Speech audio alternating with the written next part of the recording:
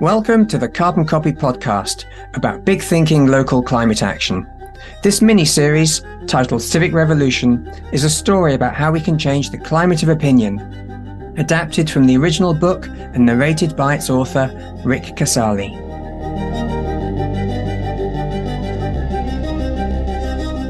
Chapter 1, Telling Stories. My story starts in Oxfordshire, where I grew up. I remember my village primary school very well, located next to an old Royal Air Force station that was used during the Second World War. As an 8-year-old, it was very exciting to pretend that there were bombs next door, left over from the war, and we would imagine the metal objects we could see glinting through the fence were actual explosives. In retrospect, it wasn't such a fun thing to imagine. The live wartime munitions that were recovered from the site included over 1,000 bombs and 12,000 rounds of small arms ammunition. Disposing of these explosives, however, was child's play compared to the radioactive waste. We didn't know it at the time, but the Atomic Energy Authority used the same open-air site to store low-level radioactive waste, making it ready for dumping at sea. For good measure, they also ditched chemical waste into unlined pits.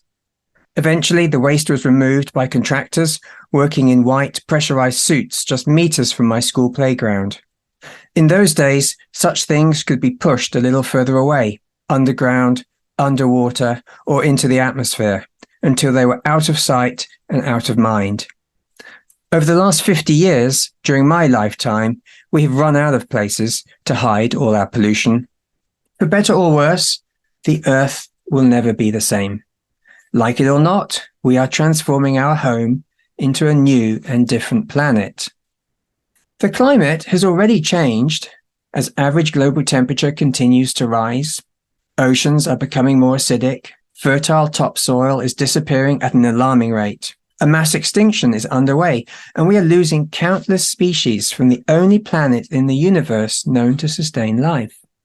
The situation we have created is disheartening, and that would be a typical British understatement. However, this is not a story about what we have lost. Instead, it's about how we can embrace the inevitable changes needed with more optimism and less fear.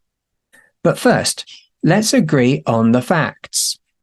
Over 12,000 peer-reviewed articles published between 1991 and 2011 on the subjects of global climate change and global warming overwhelmingly agree with the position that humans are causing climate change. The debate about whether climate change is happening and whether we are the cause, as far as science is concerned, is closed. Another, perhaps more important debate remains wide open. When it comes to protecting humanity, do we care enough to change our behavior? Climate change and biodiversity loss go hand in hand. Personally, I don't like the phrase biodiversity loss because it sanitizes the current mass extinction of animals and plants. Put more simply, 1/4 of all mammals and 1/3 of all amphibians today are threatened with extinction. People are the overwhelming cause of this loss of life. Blindly, from the destruction of habitats, overpopulation and pollution, and willfully from poaching. It takes millions of years for life to recover from a mass extinction. As far as humankind is concerned, it's an irreversible loss. And if that was not momentous enough in its own right, the diversity of plant and animal life plays an essential role in our own survival. Highlighting these facts is not intended to be a veiled criticism of our response, which is clearly inadequate, but it's an appeal for more people to join in and do something about it. A common misconception and insidious story promoted by the likes of BP is the view of climate change not so much as a present reality as a future threat, and by implication, something that we can dismiss for now. This false narrative plays to our tendency to set aside the uncertainties of what may happen in the future. For many people, what will happen as a result of our changing climate and the loss of so many species is not an immediate issue. It's less pressing than work or some of the very real struggles and stresses to make ends meet. It's something to worry about once the bills are paid or after the children have grown up and left home.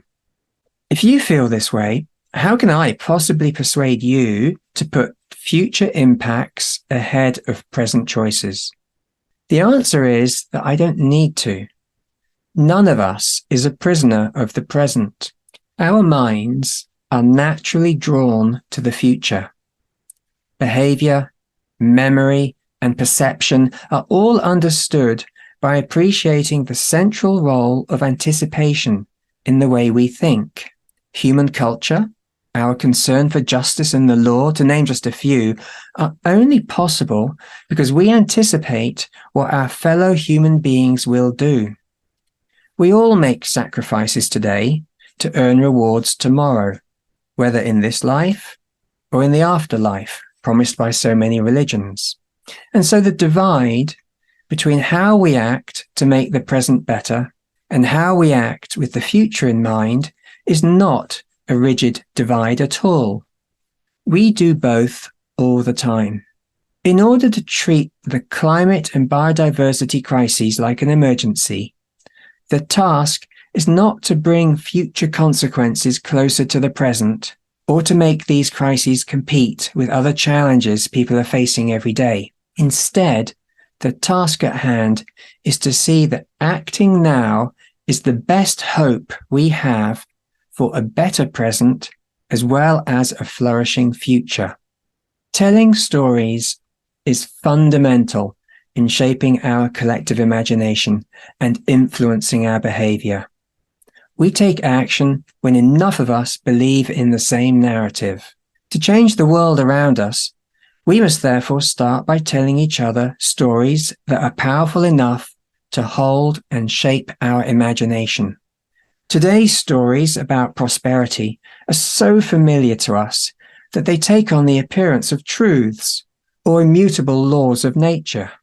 We are told that consumption drives the economy, that the global economy must grow so that everyone can benefit, that we can achieve endless growth. And yet, as we're about to come on to, none of these stories are inherently true. Chapter 2: The Myth of Endless Growth. How many times have we heard the mantra that global economic growth is the engine for a brighter future? The narrative of endless growth of the global economy is surely nothing more than a myth. How can it be otherwise if we must continuously deplete finite natural resources and pollute where we live in order to grow?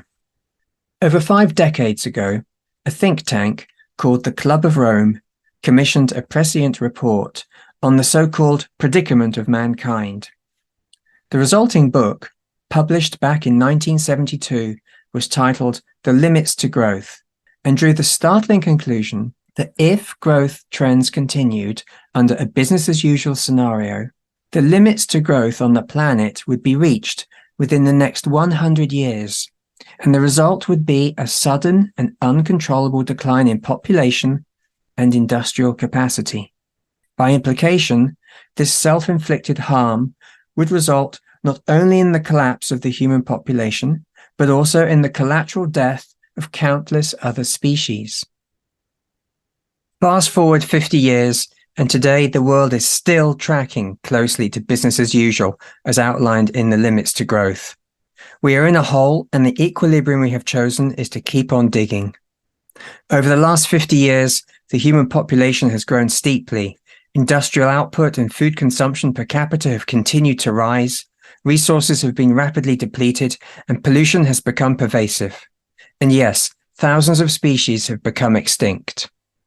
There was a slowdown in consumption and pollution in the UK and around the world as an unintended consequence of the global COVID pandemic.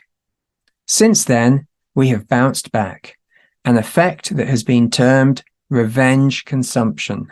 Even if we find additional natural resources, such as new oil reserves, or invent alternative materials to consume when other resources run out, We have not produced or found more natural sinks, as they're called, that can remove and store the substances we produce but no longer want.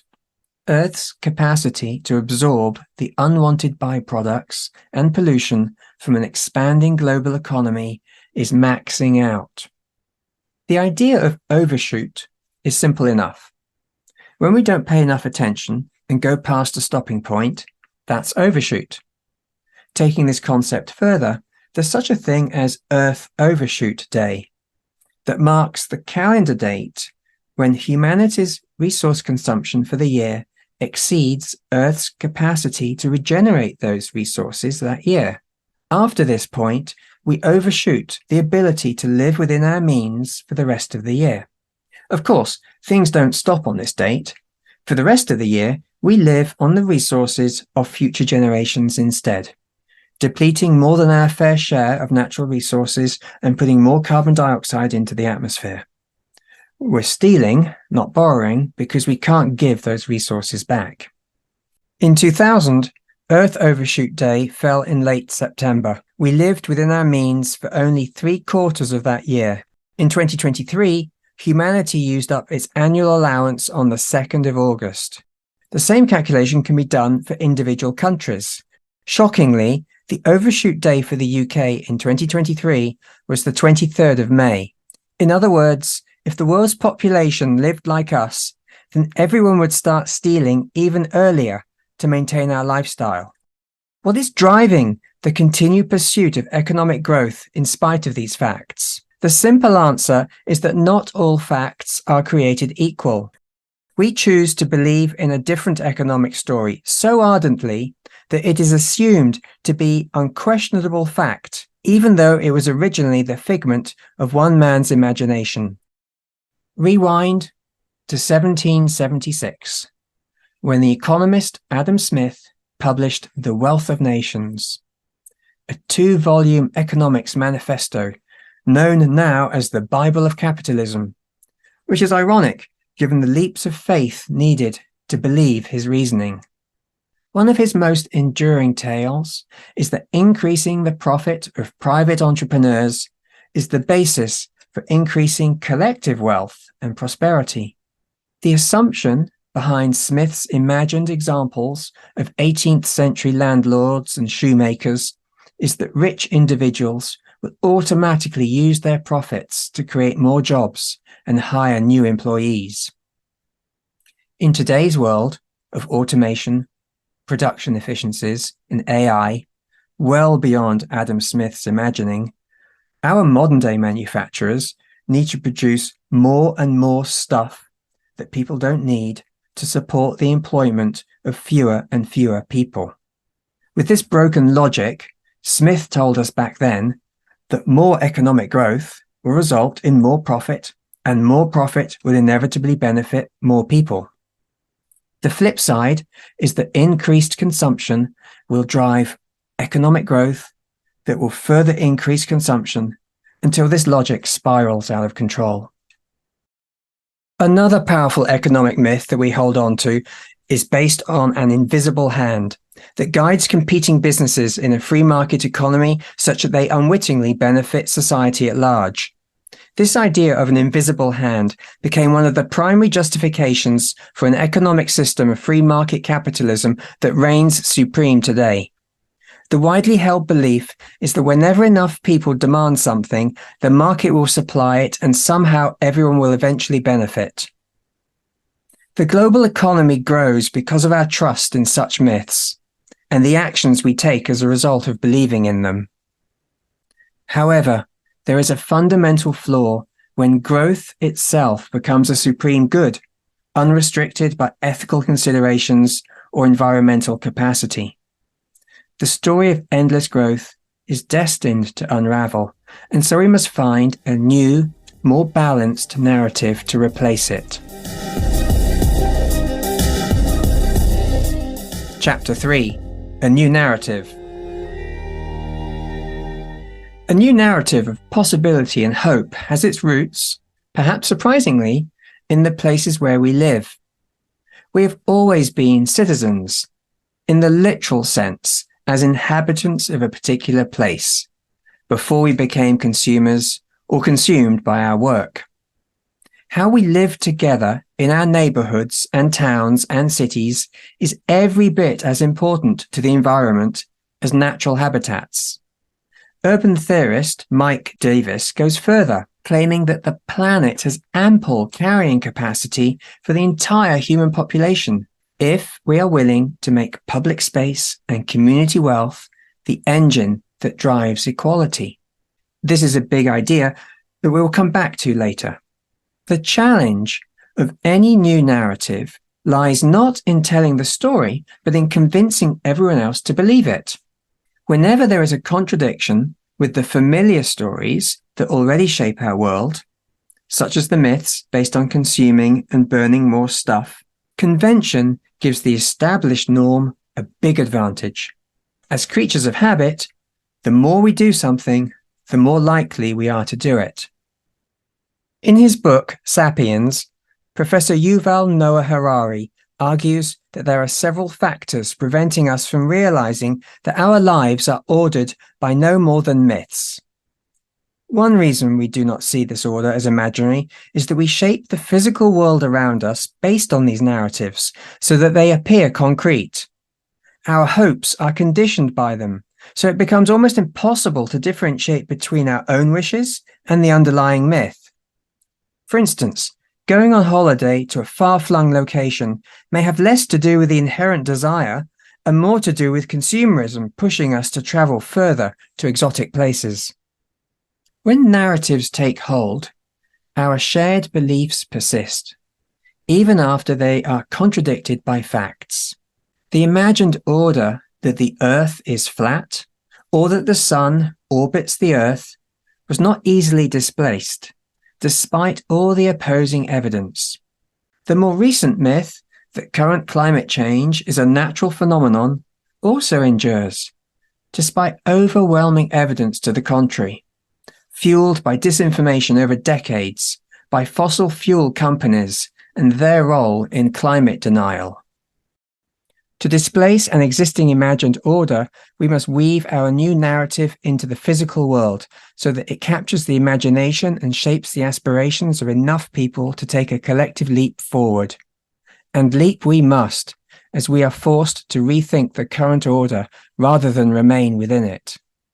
Before we take this leap, let's pause to ask what my recollection about radioactive waste, an 18th century story about economics, and the power of myths all have in common. The bigger story is one of broken links between people and places, past and present, imagination and reality. Something that can happen everywhere, from local to global.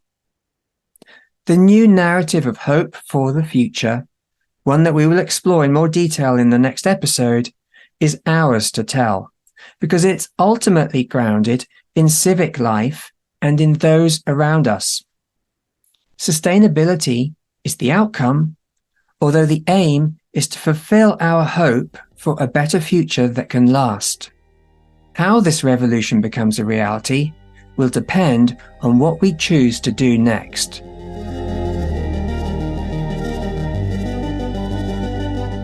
If you've enjoyed listening, send a link to this podcast to someone you think would like it. And if you haven't already, click follow this podcast wherever you're listening right now. Before you go, don't forget to visit carboncopy.eco and discover 1,000 inspiring climate action stories from around the UK.